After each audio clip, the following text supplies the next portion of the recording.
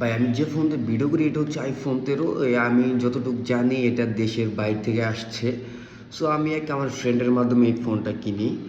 So গতকালকে বিকাল 3:30 থেকে নারায়ণগঞ্জ ফতুল্লা থানা থেকে আমাকে ফোন দিয়ে বলতেছে, ভাই আপনি কি আইফোন 13 চালান? আমি বললাম হ্যাঁ আমি আইফোন 13 চালাই। বলে ভাই আপনি যে ফোনটা চালান ফোনটা একটা চোরাই ফোন। আমি বললাম ভাই আমি তো এটা কিনছি, টাকা দিয়ে কিনছি, আমার কাছে সব পেপারস আছে। তখন ওনারা বলল যে তাহলে আপনি যার থেকে ফোন কিনছেন তার সাথে কথা বলেন। তো গতকালকে আমাকে কথা বলতে বলছিল, কিন্তু আমি আমার এক পার্সোনাল ইস্যুর কারণে আমি কথা বলতে পারি নাই। তাই আজকে একটু পর যে ওনাদের সাথে কথা বলবো। আমি এর আগেও একটা অ্যাপলের ডিভাইস কিনি, ওইটা কিনেও আমি অনেক টাকা লস খাই। আর আম নট রিচ যে আমি হচ্ছে একটা ফোন আমার হারাই গেলে আমার একটা ফোন আমি কিনবো, এরকম এবিলিটি আমার নাই আসলে এখন বর্তমানে। সো দোয়া করবেন আমি যাতে আমার এই ফোনটা যাতে আমার হাতেই থাকে।